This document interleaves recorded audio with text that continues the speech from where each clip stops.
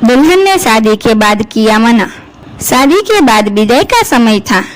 नेहा अपनी माँ से मिलने के बाद अपने पिता से लिपट कर रो रही थी और वहाँ मौजूद सभी लोगों की भी आंखों में आंसू थे।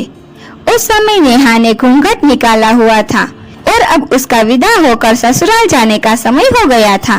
तो जैसे ही नेहा रोती हुई कार में बैठने लगी, तभी उसकी छोटी बहन रोती हुई उससे दोबारा लिपट कर रोने लगी। तभी गाड़ी के पास खड़े नेहा के पति अविनाश से उसका दोस्त दिनेश कहता है, अरे यार अविनाश, यहाँ से घर पहुँचते ही सबसे पहले होटल अमृत बाग पहुँचकर एक बढ़िया सा खाना खाएंगे, क्योंकि यहाँ तेरे ससुराल में तो एकदम घटिया खाना था। ऐसा खाना तो हमारे यहाँ कुत्तों को भी नहीं खिलाते। तभी साथ ही खड़े अविनाश के छोटे भाई ने भी कहा, हाँ यार, यहाँ का खाना तो एकदम बकवास था और रसमलाई में तो रस ही नहीं था। ये कहते हुए वो तीनों ही जोर जोर से हंस रहे थे। तभी नेहा के पति अविनाश ने भी अपने ससुराल वालों की मजाक उड़ाते हुए कहा कि हाँ यार, मैंने भी मजबूरी में ही यहाँ का खाना खा लिया, वरना मैं तो ऐसे खाने को तो हाथ भी नहीं लगाता।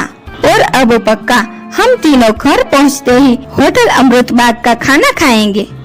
अपने पति के मुंह से ऐसी बातें सुनकर नेहा कार में बैठती बैठती रुक गई और उसने गुस्से में सबके सामने अपना घूंघट हटाते हुए कार के दरवाजे को जोर से बंद कर दिया और आंखों में आंसू लिए नेहा अपने पिताजी के पास चली गई और उनका हाथ पकड़कर उनसे ये कहा कि पिताजी, मैं ससुराल नहीं जाऊंगी, मुझे ये रिश्ता बिल्कुल मंजूर नहीं है। ये बात नेहा ने इतनी जोर से कहा कि सब लोग उसकी बात सुनकर हक्के बक्के रह गए।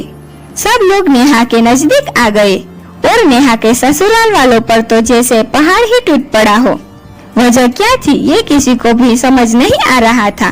तभी नेहा के ससुर राधेश्याम जी ने आगे बढ़कर नेहा से पूछा कि नेहा बेटी, बात क्या है? तुम अचानक ही शादी होने के बाद अपनी विदाई होने के समय यूँ शादी को नामंजूर कर रही हो। तभी नेहा कुछ देर चुप रहने के बाद अपनी आंखों में आंसू लिए अपने ससुर से बोली कि बाबूजी, आपको पता है, मेरे माता पिता ने अपने सभी सपनों को मारकर हम सभी बहनों को इतना पढ़ाया लिखाया और काबिल बनाया, और आप जानते हैं कि एक बाप के लिए उसकी बेटी क्या मायने रखती है। वैसे आप और आपका बेटा कभी नहीं जान सकते, क्योंकि बाबूजी आपके घर में तो कोई बेटी है ही नहीं। और आप जानते हैं, मेरी शादी में आने वाले बारातियों के लिए खाने पीने की एक भी कमी न रह जाए, इसीलिए मेरे पिताजी पिछले 3 महीने से रात को 2 से 3 बजे तक जागकर मेरी माँ के साथ ये योजना बनाते थे कि रसोईया कौन होगा और खाने में बारातियों के लिए किस किस तरह का खाना बनवाना है और बारातियों को कहाँ बिठाना है, ताकि कहीं किसी को बुरा न लग जाए। और शायद आप नहीं जानते कि मेरी माँ ने पिछले 1 साल से एक भी नई साड़ी नहीं खरीदी, क्योंकि मेरी शादी में पैसों की कोई कमी ना हो जाए। और आज भी मेरी शादी में भी मेरी माँ मेरी बड़ी बहन की साड़ी पहनकर खड़ी है। और ये तो कुछ भी नहीं, मेरे पिताजी भी 150 रुपए की इस शर्ट के नीचे कई छेद वाली बनियान पहनकर खड़े हैं। और ये सब सिर्फ इसीलिए ताकि मेरी शादी में कोई कमी न रह जाए। लेकिन इतनी मेहनत करने के बावजूद भी आज इस शादी में आपके बेटे को रोटियां ठंडी लगी, उसके दोस्त को पनीर बकवास लगा और मेरे देवर जी को तो रसमलाई में तो रस ही नहीं मिला। और तो और मेरे पति अविनाश जी को तो कह रहे थे कि वो तो ऐसे खाने को हाथ भी नहीं लगाते, बस उन्होंने तो मजबूरी में ही ये खाना खा लिया। अगर सब कुछ उन्होंने मजबूरी में ही खाया है तो उसकी क्या गारंटी है कि मुझसे शादी भी ये अपनी खुशी से ही कर रहे हैं। कल को अविनाश जी ये भी कह सकते हैं कि मुझसे भी उन्होंने मजबूरी में ही शादी की है। और नेहा रोते हुए अपने ससुर से ये भी कह रही थी कि जिस माता पिता ने मेरी शादी में दिन देखा न रात, बस शादी की तैयारियों में लगे रहे, उन माता पिता पर आज आपके बेटे और उनके दोस्तों ये जोर जोर से हंस रहे हैं और उनकी इतनी बेइज्जती कर रहे हैं। क्या आपके घर में माता पिता की इतनी ही इज्जत होती है? तभी नेहा के ससुर ने कहा कि बेटी, इतनी छोटी सी बात पर तुम इतना नाराज हो गई। तो नेहा ने अपने ससुर की बात को काटते हुए कहा कि बाबूजी, ये छोटी सी बात नहीं है। अगर शादी के बाद मैं भी आपकी इज्जत न करूं तो आपको कैसा लगेगा? ये सुनते ही नेहा के ससुर ने शर्म के मारे अपनी आंखें नीचे कर ली।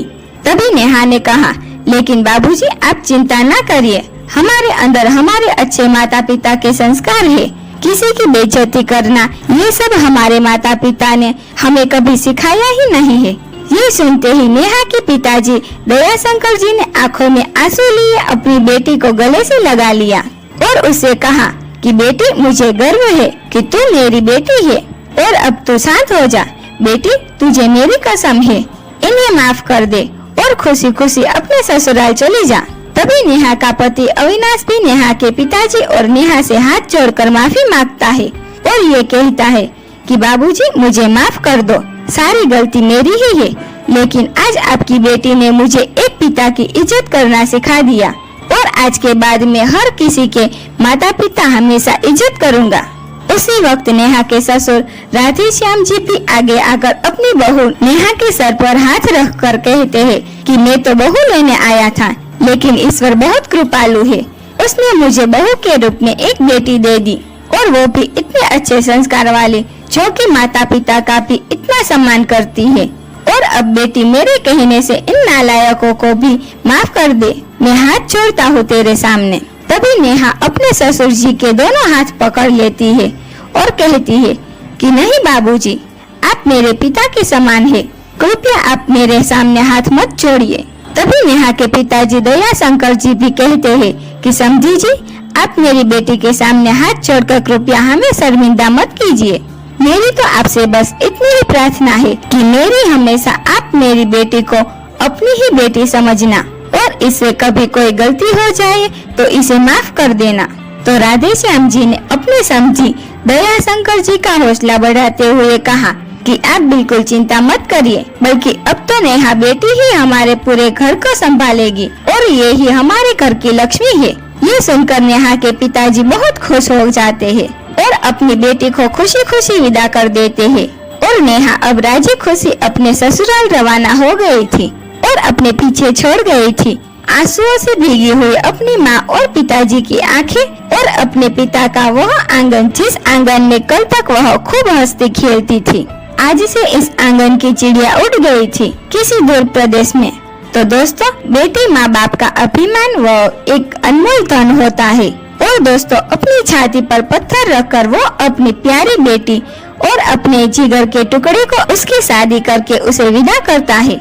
इसीलिए दोस्तों, एक बाप अपनी बेटी की शादी करके वैसे ही उससे दूर हो जाता है और हमें उसका अपमान करके उन्हें और दुखी कभी भी नहीं करना चाहिए। हेलो दोस्तों, अगर आपने अभी तक मेरे चैनल को सब्सक्राइब नहीं किया तो जल्दी से जाके सब्सक्राइब कीजिए और लाइक करें, शेयर करें और कमेंट करें। Thank you.